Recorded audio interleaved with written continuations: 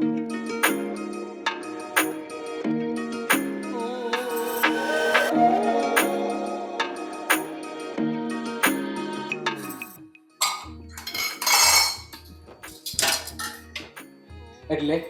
મારે તને સવારમાં રોજે કહેવાનું કે મારું ટિફિન તૈયાર કરીને રાખ દઉં. સારું ભડકતા આવડે છે સવાર આજ સવાલ હું તમને કરું તો કે મારે પણ દર વર્ષે તમને યાદ અપાવવાનું કે આજે આપણી એનિવર્સરી છે. નથી યાદ? કેલેન્ડરમાં નથી જોયું?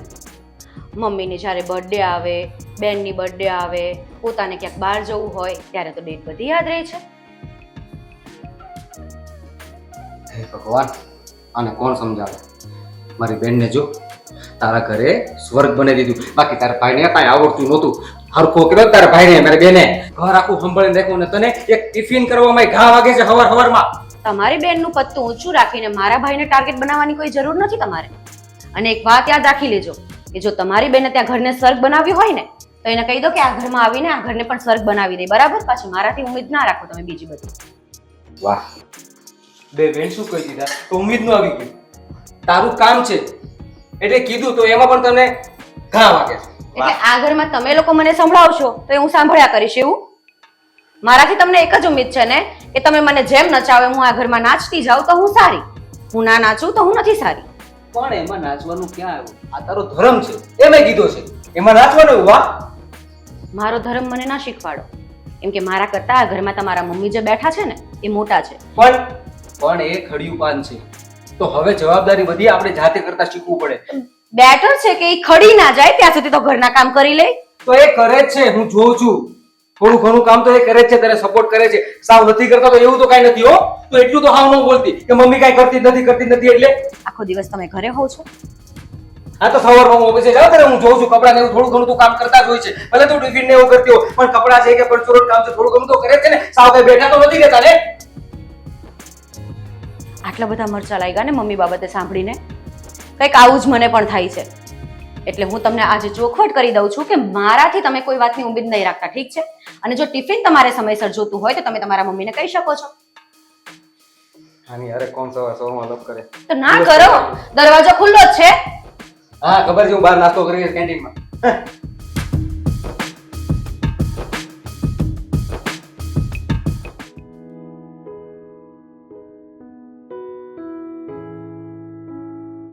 જય શ્રી કૃષ્ણ.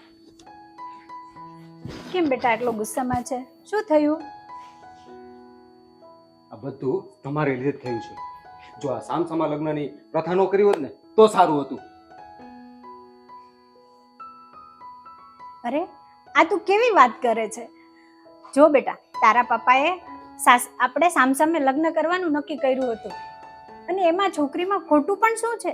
સારી તો છે અને શાંતિથી સંસાર માંડીએ ને તો સારો જ રહે. એક નંબરની કામચોર છે. અને આપણા કુમાર જો આવી ગયા છે. બેન કેવી મહેનતુ છે અને કા છે કાંઈ આવડતું નથી. હડો તે જો સવારમાં એટલો ગુસ્સો ન કરાય, થોડું શાંતિથી કામ લેવાય. અને છે ને ઉઠવામાં થોડું વહેલા મોડું થાય, એટલી બધી રકઝક ન કરાય એમાં. પણ ક્યારેક હોય ને તો હાલે. આ રોજનું થયું તો પણ સવારમાં શાંતિ રાખ, શાંતિથી કામે જા. ઠીક છે. યાર મારે ઓફિસ જવાનું મોડું થાય છે, હું જાઉં છું. જય શ્રી કૃષ્ણ.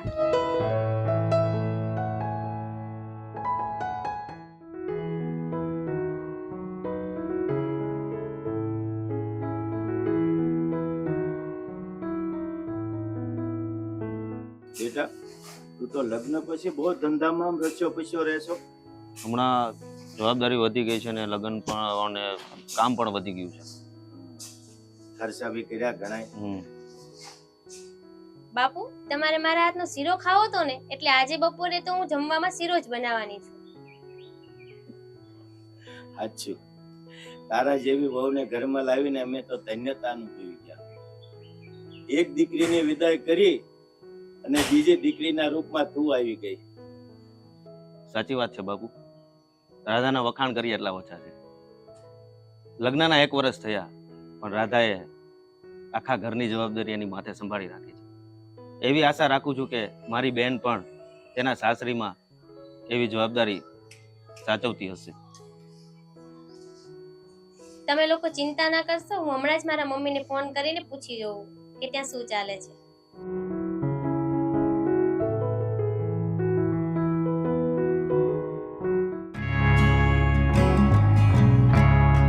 જય શ્રી કૃષ્ણ બેટા. જય શ્રી કૃષ્ણ મમ્મી, કેમ છો? બસ કેમ છે બધા ઘરમાં? તબિયત તો સારી છે ને ઘરમાં બધાની? હા હા, બધાની તબિયત સારી છે. ત્યાં કેમ છે બધાને? બહુ સારું છે. સારું થયું તારો ફોન આવ્યો. હું તને ફોન કરવાની જ હતી. કેમ, શું થયું? અરે બેટા, આ જો ને ભાઈ ને ભાભીનું રોજનું ઝઘડ સવારના ઉઠે ને ત્યારથી ચાલુ થઈ જાય. હવે તો હું બેયને સમજાવીને થાકી છું. કંઈ સમજ નથી પડતી આને શું કહેવું. આજે સવારના એવું થયું, ટિફિન બનાવ્યું નહીં, આજે લેટ થઈ ગયું અને એમાં ગુસ્સે થઈને ભાઈ જતો રહ્યો. કાંઈ વાંધો નહીં મમ્મી, તમે ચિંતા ના કરશો, બધું જ સારું થઈ જશે. હા બેટા, એ તો શું, હવે તું થોડી સમજાવ ભાઈને અને હું સમજાવું. આ બે સમજો તો સારું. હવે નાની એવી વાતમાં મોટા ઝઘડા કરે છે બે. તો સમજી જશે. સારું બેટા, જય શ્રી કૃષ્ણ. સારું, હું તમને પછી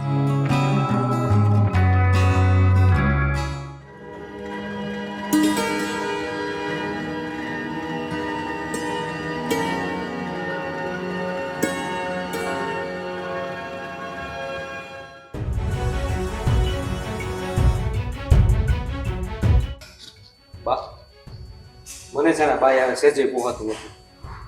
એક તો કાંઈ કામ કરવું નથી અને રોજ ઉઠીને કચ. હું તો કંટાળી ગયો છું આનથી. આટલું બધું ટેન્શન ના લો તમે. કંટાળી ગયા છો ને? આ દિવસો રોજ નહીં જોવા પડે. જરાય ચિંતા ના કરો, મેં મારું બેગ તૈયાર રાખ્યું જ છે અને મને પણ કોઈ શોખ નથી તમારા આ ઘરમાં રહેવાનો. બરાબર છે? તમે બંને વાર શું બોલો છો? મા બાપે કેટલા ધામધૂમથી લગ્ન કરાવ્યા હોય અને કેટલા શોખ હોય, અરમાનો હોય. તમે લોકો સંસાર ના નિભાવી શકો એટલે શું છેલ્લે એક જ રસ્તો, ઘર છોડીને જતું રહેવાનું? કંઈક તો સમજો. અને જો આ લગ્નનું છે ને તારી બેનના પર અસર પડશે, જરાક વિચારતું. બા, તમે બેનની તો છે ને સેજે ચિંતા ન કરતા. આપણે ત્યાં જઈશું અને બેનને પણ લઈને આવતા રહીશું. અરે ચિંતા શું ન કરે, માં છું. આ એકના લીધેથી બેયના સંસાર બગડે છે. તમને સમજ પડે છે કે નહીં? આજકાલના છોકરાઓને જરા વિચાર જ નથી કરવો. સમજો, આ પગલું સારું નથી.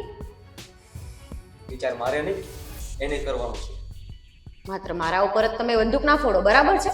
ખુદને પણ જોઈ લેવાના અરીસામાં કે આપણે કેવા લાગીએ છીએ. બે શાંતિ રાખો અને સમજો થોડું.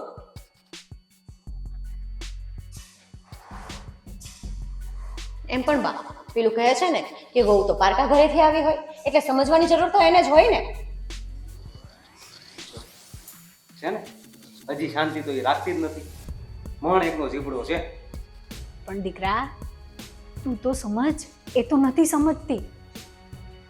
એક તો સમજો તો સંસારમાં શાંતિ રહે. બે સામસામે ટકરાવ કરશો તો કેમ ચાલે? હું સમજી ગયો છું અને મારું ડિસિઝન ફાઇનલ છે. બરાબર છે? જાઉં છું.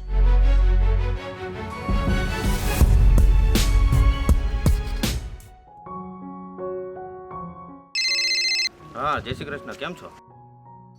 જય શ્રી કૃષ્ણ. આ તમારી બેન ઘરમાં હક લેવા દે તો ને. કેમ, શું થયું સમજાવો તો ખરા, એટલે અમને ખબર પડે. એમાં એવું છે કે તમારી બેન આખો દી નો કાંઈ ઘરનું કામકાજ કરવું અને આખો દી કચ કર્યા જ કરે છે. આમાં ક્યાંથી અમારી શાંતિ હોય? અરે એવું બધું ના હોય.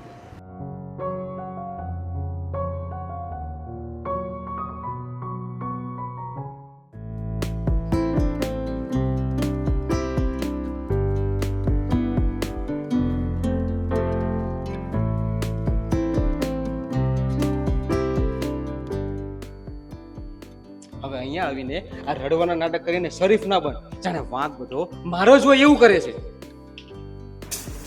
વાત બધો તમારો જ છે અને એટલું બધું મને અહીંયા મારા માવતરના ઘરે સંભળાવવાની જરૂર નથી. પપ્પા, હું હંમેશા માટે મારા સસરાનું ઘર છોડીને આજે અહીંયા આવી ગઈ છું. હવે હું ફરીથી એ ઘરમાં નથી જવા માંગતી. બેન, તારો પણ સામાન પેક કરી લેજે. કેમ કે એમની દીકરી અહીંયા આવી છે તો તને હકેથી જિંદગી જીવવા નહીં દે. તને પણ દુઃખ પહોંચાડશે. ભાઈ તને આવું કહેતા શરમ આવવી જોઈએ. તારું લગ્ન જીવન ખરાબ થાય છે તો સાથે સાથે તું મારું પણ લગ્ન જીવન ખરાબ કરીશ. એટલે જ કદાચ હવે છે ને સામસામા લગ્નની પ્રથા બંધ થઈ ગઈ છે. વડીલોનું કહ્યું તો કોઈને માનવું નથી. પહેલાના છોકરાઓ વડીલોનું કહ્યું માનતા, એટલે લગ્ન જીવન સુખેથી આગળ વધતું. બેટા તારે પણ સમજવું જોઈએ, તારા એકના લીધે બે ઘરના સંબંધ કેટલા બગડ્યા છે તને ખબર છે? બાપુ સાચી વાત છે. ત્યારે રાધાને કાનાને એટલું ભળે છે તો તારે લીધે એના સંબંધ હું કેમ બગાડવા? તું તારી લાઈફ થોડીક સુધાર, કેમ એકબીજા સાથે રહેવું ઈ શીખ.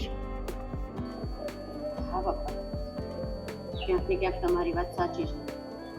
એ સમજવાની જરૂર મારે જ છે. કેમકે જો કદાચ સમજીને હું રહીશ ને તો મારા ભાઈનું ઘર પણ બચી જશે, અને હું આવી ના સમજ બતાવીશ તો એ લોકોના સંબંધનું શું? ભૂલ મારી જ છે. અને- ક્યાંક મારા સંસ્કારોમાં ખોટ રહી છે કે પછી હું સમજી નથી શકી.